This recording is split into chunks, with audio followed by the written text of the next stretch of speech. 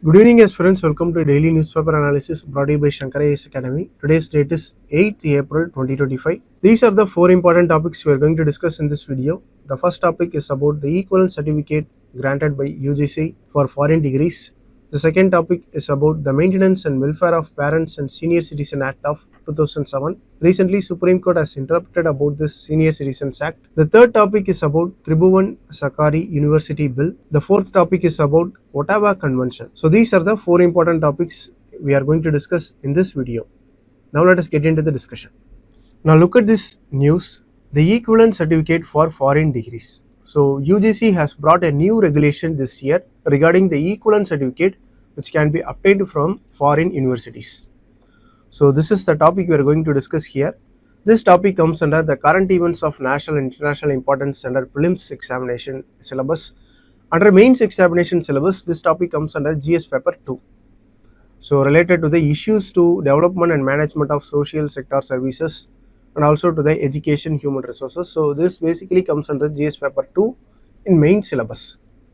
So this topic, this is what we are going to discuss here.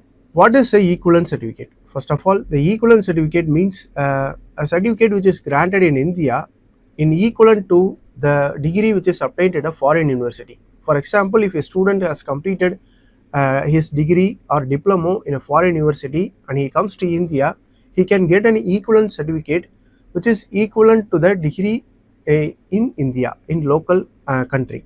So this is the equivalent certificate for his qualification. So this is granted by Association of Indian Universities. But a recent change has made that this will be granted hereafter by University Grants Commission. So this is the news. So from hereafter, the equivalent certificate for foreign degrees or foreign diplomas will be granted by University Grants Commission UGC. So the previous system was managed by Association of Indian University. So this is the first statutory framework by UGC for granting the equivalent certificate to foreign degrees. This equivalent certificate issued by UGC will be applicable for all Indian universities and colleges which are recognized by UGC. It also includes the distance education which was completed in foreign university or online mode or offline mode of education and even school level education which is completed in a foreign country. So for all these mode of qualification and education completed in a foreign country, they can get an equivalent certificate in India through UGC online portal. So this is the important update made here. There are few exceptions like medical institution, pharmacy, law, nursing, architecture.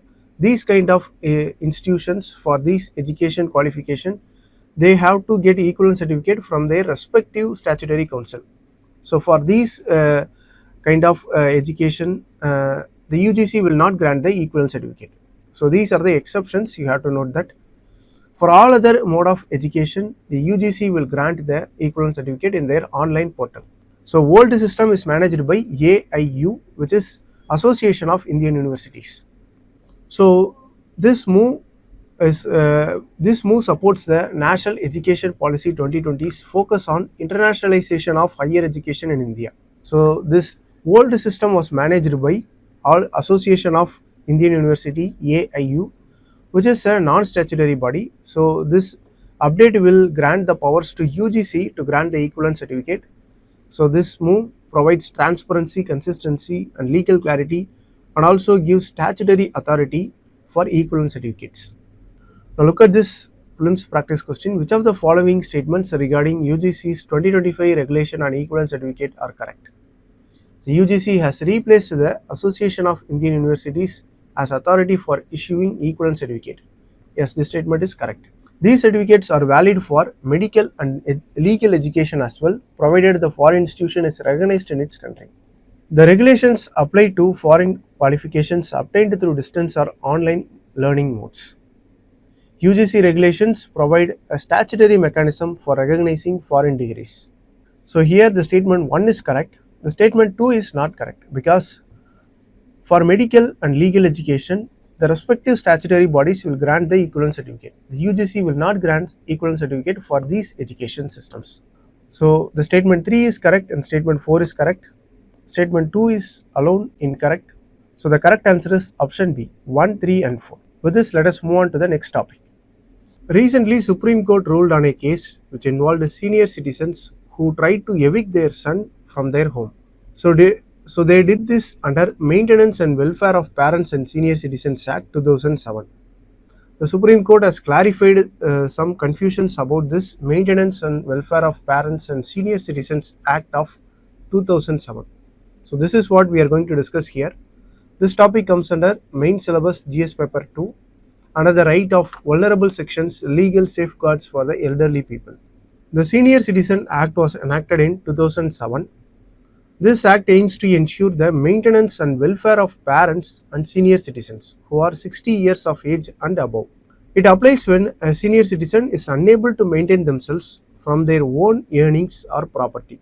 The act also places a legal responsibility on the children or legal heir to provide basic amenities and needs to the senior citizens or to their parents. So this act grants legal responsibility for the legal heir or the children to take care of their parents. This act also establishes two kinds of tribunals. One is maintenance tribunal and another one is appellate tribunal. The maintenance tribunal will hear the petitions from senior citizens who have grievances regarding the care of their children. The appellate tribunals will hear the appeals against the tribunal orders. Now let us see the key provisions of the Act. Section 23 of this Senior Citizen Act says that if a senior citizen transfers his property in a condition that the recipient of the property will maintain them, and if it is not fulfilled, then this transfer of property can be treated as a fraud or coercion or undue influence, and this transfer of property can then be declared void by the tribunal. The Act also says that a senior citizen can enforce their right to maintenance from the state. So this Senior Citizen Act gives two important provisions for senior citizen. One is legal responsibility of the children to take care of their parents, and then the right to maintenance, it can be sought out from the state. So these are the two important things in the Senior Citizen Act, and recent judgment of Supreme Court has interpreted this Senior Citizen Act. So basically the Senior Citizen Act aimed to protect the vulnerable senior citizen and ensuring their life in dignity and live in security. But the Senior Citizen Act does not explicitly mention the eviction of the children from the property. The Supreme Court has clarified that eviction is legally permissible if it ensures the maintenance and safety of senior citizen. So if the children is bothering the senior citizen or their parents, and if they want them to be evicted from their property, then it is legally permissible under the Act. So this is what the Supreme Court has ruled. So with this, let us conclude the discussion.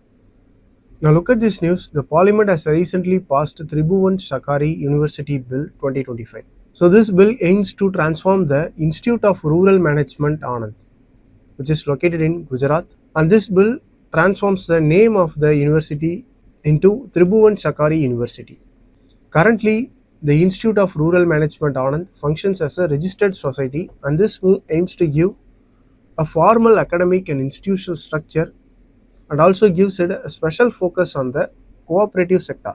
So this is a news. It comes under GS paper 2 under government policies and interventions. So the main objective of the bill is to provide education, training and capacity building in cooperative sector. It will also carry out research and development activities in rural areas. The university is expected to offer various degrees program, distance learning programs and e-learning courses. So this will also help in developing the Center of Excellence. These centers of excellence will provide research and development training in the rural areas, also in the cooperative sector. Furthermore, it may establish outlying campuses or affiliated institutions anywhere in India or even in abroad. So this will expand the reach and influence of cooperative sector education. So this is the main objective of this act. The university will also have a governing board which is responsible for reviewing the major policies and programs, and this governing board will be chaired by a chancellor, a person of eminence who is appointed by central government, and he has a term of 5 years. And other members of the board will include vice chancellor, the secretary of Ministry of Cooperatives, 4 secretaries from central ministries who are related to the cooperative sector, and also the key head of the cooperative institutions. The heads of cooperative institutions like NABARD, National Dairy Development Board, National Fisheries Development Board will also be included under the governing board of this university. So this will be the new structure of the university, and this will focus on improving the cooperative sector in India. So with this, let us wind up the topic and move to the next discussion. Recently, Poland and Baltic seas announced a decision to withdraw from Ottawa Convention. So this Ottawa Convention is formally known as Anti-Personnel Mine Ban Treaty. So the news is that the Poland and Baltic states like Estonia, Latvia, Lithuania announced a decision to withdraw from the Ottawa Convention. So this development has drawn attention to the global humanitarian significance of this treaty. So this topic comes under GS paper 2, International Relations. Now let us discuss what is Ottawa Convention and why it is important. See, Ottawa Convention, which is also known as Anti-Personnel Mine Ban Treaty, it is an international agreement which aims to eliminate the use, stockpiling, production and transfer of anti-personnel landmines. So this treaty aims to ban the anti-personnel landmines. So this treaty came in effect in 1999, and it is one of the most significant treaties which addresses the human impact of landmines. Now what is anti-personnel landmines? The anti-personnel landmines are explosive devices which are designed to detonate by the presence, proximity or contact of a person, and it can injure or kill a person. They are very dangerous because they remain active even after years after the war ends. So they can lead to long-term threats to civilian life in the affected areas. So they can remain active for a long years even after the war. So this is why it is very dangerous, and this Ottawa Convention deals with this anti-personnel landmines. As of 2022, the treaty has 164 members. Major powers like United States, Russia, China and India have not joined the convention. So India, China, Russia, US are not part of this convention. These countries along with Pakistan remain key producers and users of anti-personnel mines. So the non-participation of these countries is a matter of global disarmament effort concern. And now the Poland, Latvia, Lithuania, Estonia also decided to withdraw from the Ottawa Convention or Ottawa Treaty. So this has raised severe humanitarian concerns all over the world. So this is all about the discussion. With this, we have come to the end of the discussion. If you like the video, please share it with your friends and don't forget to subscribe to Shankar IAS Academy YouTube channel. Thank you for watching.